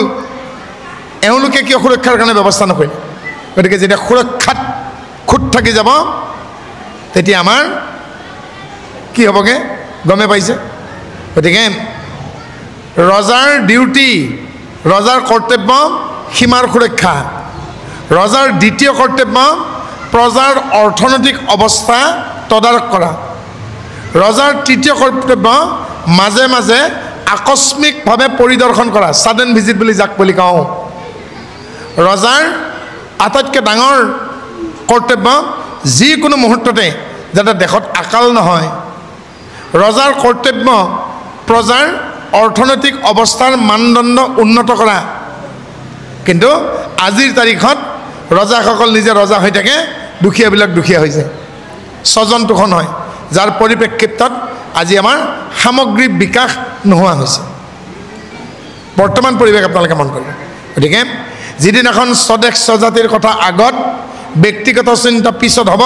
সেইদিনাখন আমাৰ দেশ আগুৱাই যাব। জয় অসম জয় অসম বুলি দিনত চিঞৰি থাকি ৰাতি কি কৰে আপোনালোকে চাব। কাৰণ যিকেইজনে আন্দোলনৰ নামত মদ বেচা তিৰোতাকেইজনীৰ কাণত তলা মাৰিলে,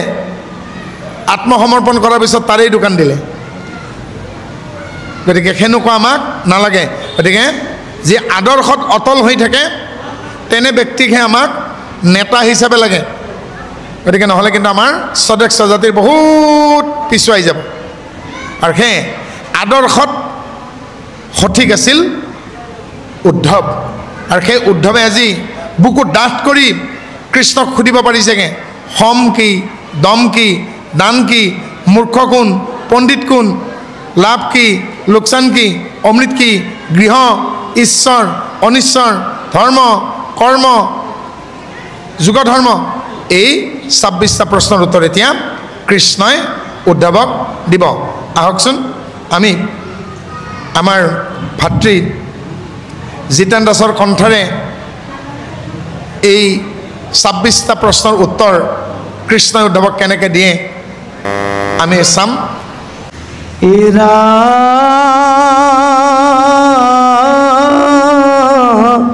মৰা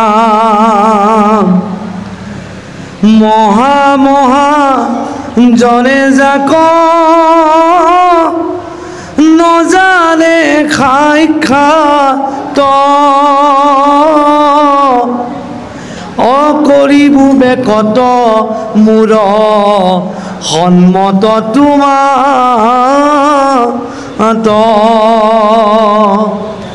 ৰাম আনদেৱ ধৰ্ম ককো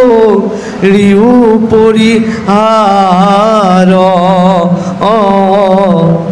মুত মাত্ৰ এক চিত মতি ভৈল যা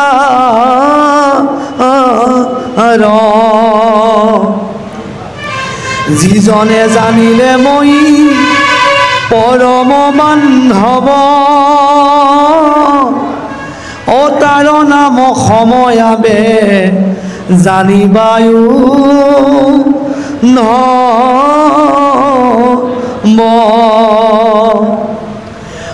মোৰ কথা শুনে কৰ্ণে মুখে বোলেৰা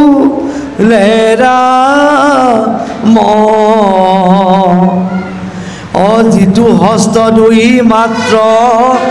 মূৰ ৰে কাম মূৰ ৰূপ চিন্তনত মনে কৰে শ্ৰম জানা প্ৰাণ সখীয়াবে তাক বুলি নম ৰাম মুষ্ট চিত্ত দিয়া যিটো জনম হাস হানি অপমান দুখ শোক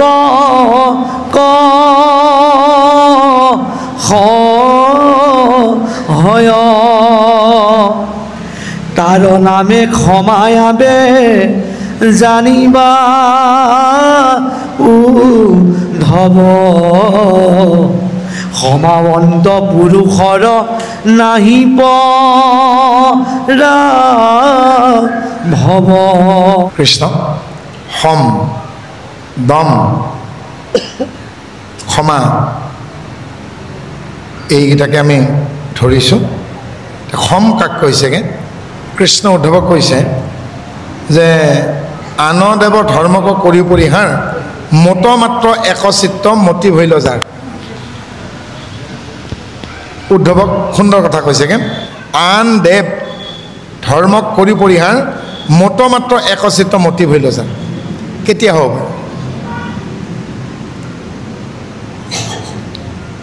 পঞ্চপাণ্ডৱৰ নামকেইটাতে ইয়াৰ উত্তৰটো সোমাই আছে কেনেকুৱাকৈ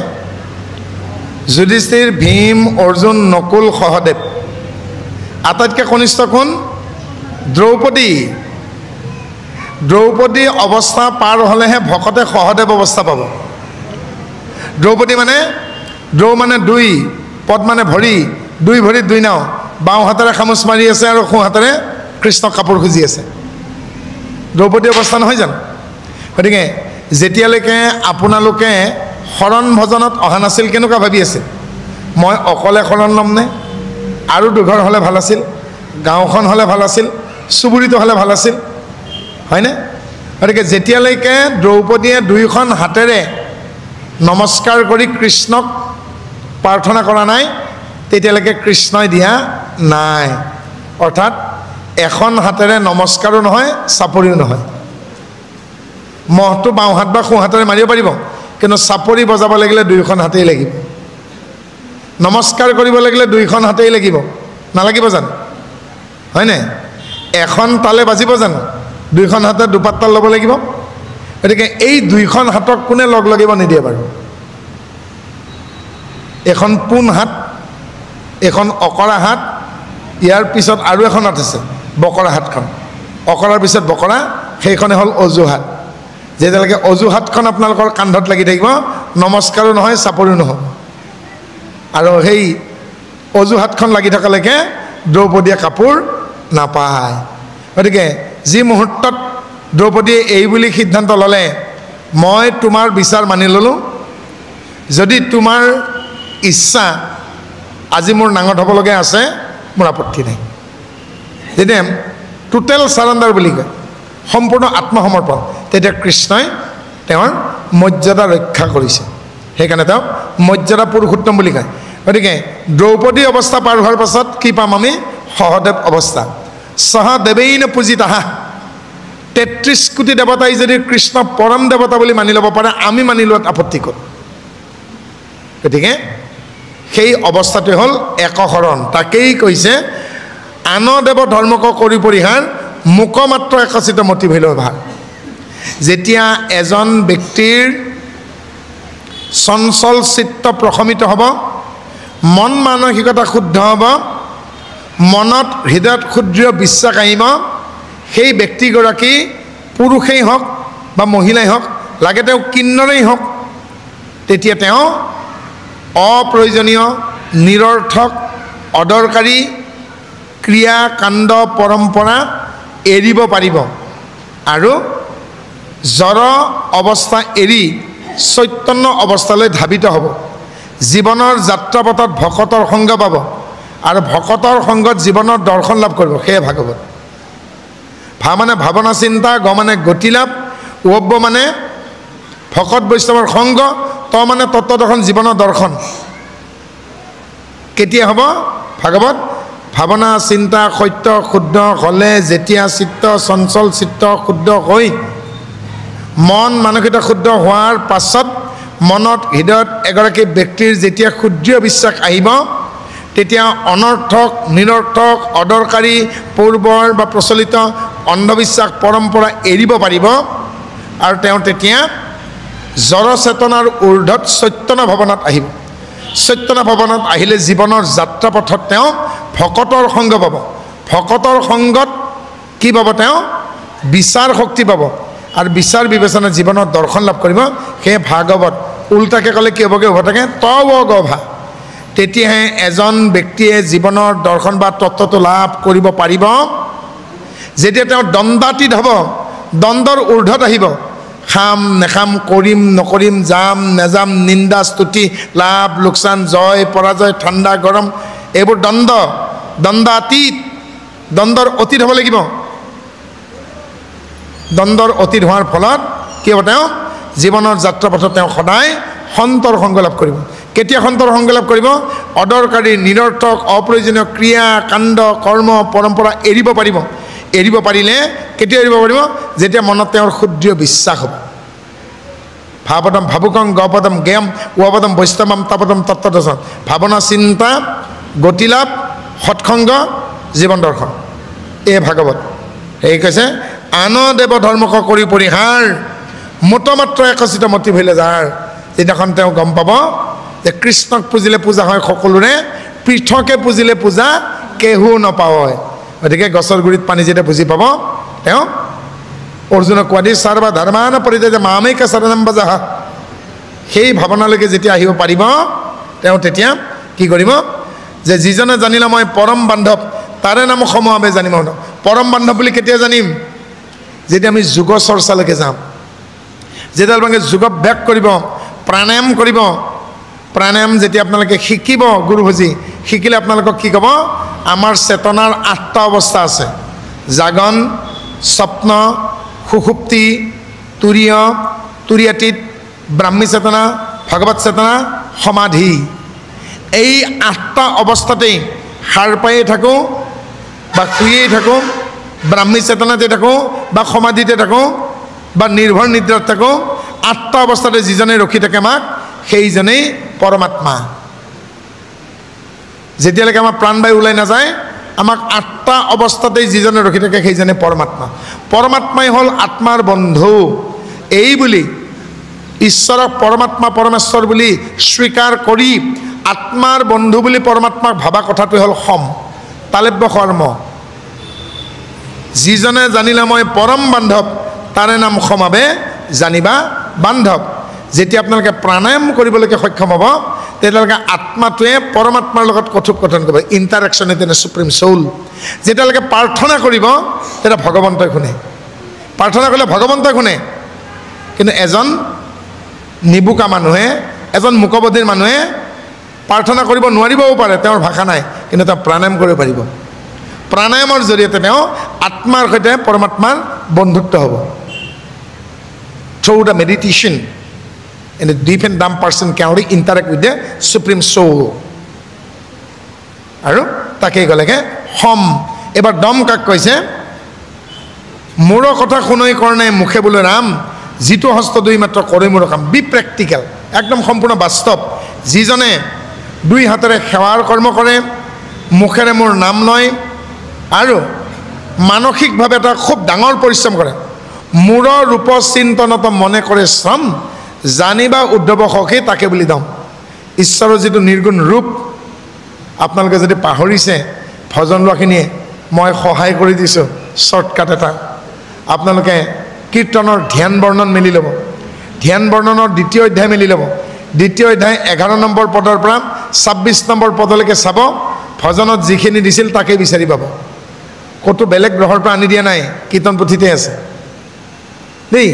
গতিকে ভজনৰ যিটো ৰূপ গুৰুমুখে পায় ভজনত পায় সেই ৰূপটো যেতিয়া মনেৰে পৰিশ্ৰম কৰি হৃদয়ত ভাবে সেইটো হ'ল দম মূৰৰ ৰূপ চিন্তনত মনে কৰে শ্ৰম জানিবা উদ্ধৱ সখী তাকে বুলি দম এইবাৰ কৈছে যে মুতচিত্ত দিয়া যিটো জনমহাশয় হানি অপমান দুখ শোকক সহায় তাৰে নামক ক্ষমাবে জানিবা উদ্ধৱ ক্ষমাবন্ত পুৰুষৰ নাই ভাৱ ক্ষমানো কি যিগৰাকী ব্যক্তিয়ে নিজৰ চঞ্চল চিত্তক নিয়ন্ত্ৰণ কৰি সেই চিত্তক ভগৱন্তত অৰ্পণ কৰে হে ঈশ্বৰ এই চিত্ত তোমাৰ চিত্তৰ বৃত্তিখিনিহে মোৰ যিজন ব্যক্তিয়ে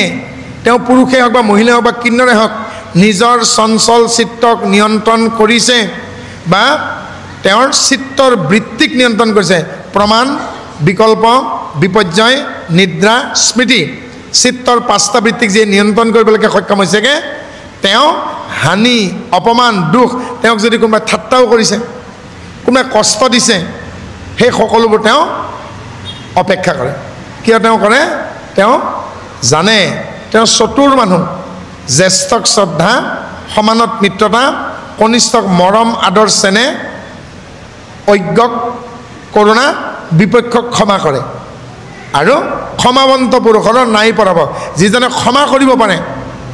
21 পুৰুষ উদ্ধাৰ কৰি গালি পৰা মানুহজনক যিজনে ক্ষমা কৰিব পাৰে সেইজন কেতিয়াও দুখীয়া নহয় তেওঁতকৈ আৰু ধনী মানুহ নাই কেতিয়া তেওঁ সেই ধনী হ'ব এটা সীমা বান্ধি দিছে কি বান্ধি দিছে হেয় শূন্য, জ্ঞেয় শূন্য, হেতু শূন্য, প্ৰাপ্তি শূন্য, প্ৰাকাম্য শূন্য, চিকিৎসা শূন্য, এইকেইটা অৱস্থা হ'ব লাগিব। যিজনৰ আৰু এই পৃথিৱীত একো দেখিবলৈকে বাকী নাই, যিজন ব্যক্তিৰ আৰু এই পৃথিৱীত ঈশ্বৰ সম্পৰ্কে বা কোনো কথা সম্পৰ্কে বুজিবৰ একো কথাই বাকী নাই, যিজনৰ আৰু হেৰুৱাবলৈকে একো বাকী নাই, যিজনৰ জানিবৰ বাকী নাই, বুজিবৰ বাকী নাই, দেখিবৰ বাকী নাই, হেৰুৱাবৰ বাকী নাই, পাবৰ বাকী নাই, সেইজনৰ সিদ্ধি লাভ হৈছেগৈ। আৰু সেইজন পৃথিৱীৰ আটাইতকৈ বিত্তশালী ব্যক্তি। হয়তো চিল মোহৰ মাৰা টকা পইচা নাথাকিব পাৰে, সেইজনতকৈ আৰু ধনী মানুহ নাই বুলি কৈছে। ক্ষমাৱন্ত পুৰুষৰ নাই পৰাভৱ, তেওঁক কোনে আৰু পৰাস্ত কৰিব নোৱাৰে। তেওঁ জিকিলে, তেওঁ ঈশ্বৰকো জিনি গ'ল। প্ৰহ্লাদক বাৰে বাৰে বৰ দি আছে, হৈ আহি বুলি প্ৰলোভন্ত বৰ নবাঞ্চন্ত ও প্ৰহ্লাদ কুমাৰ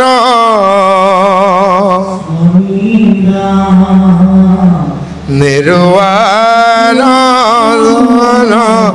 তোমাৰ। শেষত সিদ্ধান্ত দিব লগা হ'ল ঈশ্বৰে, ই নলয় এইবুলি আকৌ টোপ দিছে। মোক দেখিলেক যিটো জান, মোক জানিলেক যিটো জান, নাহি তাৰ পুনৰাগমন নাই, তথাপিতো নলয়। এইবাৰ তেওঁক একদম মুখ্যম ব্ৰহ্মাস্ত্ৰ প্ৰয়োগ কৰিছে প্ৰহ্লাদে। তথাপিতো ইটো মনন্তৰ হুয়া থাকা তুমি দৈত্যৰ ঈশ্বৰ। এই মনন্তৰত তুমি দৈত্যবিলাকৰ ঈশ্বৰ হৈ থাকা। অৰ্থাৎ নিগমত যদি ক'ব লাগে, আমাৰ দ্বৈত ভাৱ যিবিলাক আছে, নাযাম নেকি, নাখাম নেকি, নহ'ব নেকি, যিখিনি নিগেটিভিটি আছে, দুমুখীয়া ভাৱনা আছে, খাম নাখাম, কৰিম নকৰিম, যাম নাযাম। ডায়েবেটিছ থকা মানুহটোৰ কাষত আপোনালোকে নিমকি এখন আৰু ৰসগোল্লা এটা দি দিবচোন, কি হয় চাব। মিলেই নহয় হাতখন, আকৌ পেন্দুৱাকৈ চাই আছে নেকি শ্ৰীমতী বুলি। শ্ৰীমতী যদি কাষত আছে, লাহেকৈ হাতখন আকৌ কুচাই নিলে, নাখাওঁ নেকি। শ্ৰীমতী যেতিয়া ঘোপাকৈ চাব, গিলিছ নেকি, হাতখন কুচাই নে জানো। এতিয়া প্ৰথমতে কি বুলি ভাবিছিল, খাই পেলাওঁ নেকি। তেতিয়া দেখিলেগৈ শহুৰে জেকে চাইছে, লাহেকৈ আকৌ এইবাৰ আকৌ নিছে, বোলে এইবাৰ কি কৰে, বোলে তিনিকুণি আহি ত্ৰিভুজটোকে খাওঁ নেকি নিমকিখন। এতিয়া চুই পেলাই যে দেখিলে ৰসগোল্লাৰ ৰসে দেখিও গা ধুইছে, আকৌ হাতখন গুচাই বোলে এবাৰ খাওঁ নেকি, এবাৰ নাখাওঁ নেকি। এইটো দুমুখীয়া ভাৱ নহয় জানো। আৰে বাবা, তোমাৰ যদি ডায়েবেটিছ আছে নাখাবা, আকৌ হাতখন নিমৰিছে কেলে, হয়নে। গতিকে এই দুমুখীয়া ভাৱনা এই যেতিয়া নোহোৱা হ'ব, আমাক আগতে কি কৈছিল, কৰিম কৰিম বুলি গহৰি কৰিলে কৰিব কি পাৰে কোনোবাই, আজি যি সুবিধা আছে কাইলৈ কি আপদ মিলে, হ'ব ৰ, খাম ৰ, যাম ৰ, কৰিম ৰ, এইবোৰ নহয়। নিৰ্দণ্ড হ'ব লাগিব, দণ্ডাতীত, আৰু তেওঁ সেই ভাৱনালৈকে আহিব পাৰিব। গতিকে আপোনালোকে সেইজন ধনী মানুহ হ'ব বিচাৰক, যিজনে কি কৰে, কোনোবাই গালি পাৰিলেও, এতিয়া কোনোবাই মোক কুকুৰ বুলি গালি পাৰিলে, কুকুৰ বুলি গালি পাৰিলে মই কুকুৰ হৈ যাম নে, নহয় জানো। এতিয়া গৰু বুলি গালি পৰাৰ লগে লগে মই এতিয়া এই দাইল ভাত এৰি পেলাই মই ঘাঁহ খাবলৈকে যামনে, খঙতহে পাৰিছে। গতিকে আপোনালোকে ভাবিব, তেওঁ মুখখন দিছে, গালি পাৰিবলৈকে পাৰিছে, আপুনি তেওঁৰ গালিৰ সেই প্ৰত্যুত্তৰ নিদিব, লাই পাব। যেতিয়া আপোনালোকে ৰিপাৰকেশ্যন নেদেখুৱাবগৈ, আপুনি প্ৰতিক্ৰিয়া নেদেখুৱাবগৈ, তেওঁৰ মগজুৰ ঘি এনেও গোবৰত পৰিণত হ'ব। আমি প্ৰতিক্ৰিয়া দেখুৱাবৰ কাৰণেই কাজিয়া হয়। গতিকে কাজিয়া নহ'ব লাগিলেকে আপোনালোকে মৌন ব্ৰত ধাৰণ কৰক কিছু কিছু ক্ষেত্ৰত, আৰু মূৰ্খৰ লগত কাজিয়া কৰি লাভ নাই। গতিকে মূৰ্খ বন্ধু হোৱাতকৈ জ্ঞানী শত্ৰু হোৱাও ভাল। মূৰ্খ বন্ধুতকৈ জ্ঞানী শত্ৰু, তাতকৈতো আৰু ভাল দুসংগ হোৱাতকৈ নিসংগ হোৱা আৰু ভাল। দুসংগ হোৱাতকৈ নিসংগ হোৱা আৰু ভাল, খালি অন্ধবিশ্বাসটো নাথাকিলেই হ'ল। আৰু এতিয়া কোনোবা এটা মাহৰ কৃষ্ণপক্ষ অমাৱস্যা তিথি, সপ্তাহৰ একেবাৰে বেয়া দিনটোত, যি সময়ত আকৌ কালখজ লাগে, শিয়ালে হোৱা দিবলৈকে আৰম্ভ কৰে, ফেঁচাই নিউ নিউকৈ মাতে, সেইখিনি সময়তে আমাৰ জন্ম হৈছিল। ক'ত আমাৰটো পেলাই নিদিলে। অমাৱস্যা তিথি, শনিবাৰ, কালসাজত জন্ম, পেলাই নিদিলে নহয়। পেলাই দিয়া হ'লে ক'ত পালেহেঁতেন আপোনালোকক, পেলাই দিয়া হ'লে মোক কুকুৰ শিয়ালে খালেহেঁতেন, পেলাই নিদিলে। গতিকে কোনোবাৰেই বেয়া নহয়, কোনো তিথিয়ে বেয়া নহয় গতিকে অমাৱস্যা তিথিটোহে ভাল পূৰ্ণিমাত জন্ম হোৱা সন্তানটো ডকাই দিব পাৰে শনিবাৰে জন্ম পোৱা সন্তানটো ভাল হ'ব পাৰে দ্বিতীয় শুক্লপক্ষৰ দ্বিতীয় তিথিত জন্ম হোৱাজনো যাই পেলাই এটা মানে বম দিয়া মানুহটো হ'ব পাৰে আমি কি সংস্কাৰ দিছোঁ সেইটোহে ডাঙৰ কথা গতিকে পিতৃ মাতৃয়ে দিয়া সংস্কাৰখিনিয়ে গছৰ গুৰিৰ মাটিখিনি আৰু যদি তাক মৰ্যাদা বিনয় লজ্জা সহানুভূতি শৃংখলাবদ্ধতা নিয়মানুৱৰ্তিতা শিকোৱা নাই তেতিয়াহ'লে ঠৰঙা হ'ব ধুমুহা আহিলে তামোল নাৰিকল ভঙা দি ভাঙিব ঠৰঙা মানুহবোৰ ভাঙি পৰে গতিকে তেওঁলোকক সংস্কাৰ দিয়াটো খুব জৰুৰী সংস্কাৰ নিদিলে বেবিচাৰে পাব গতিকে কিবা পাৰক নোৱাৰক সংস্কাৰ কিন্তু দিব কিমতে ভকতি কৰিব তোমাত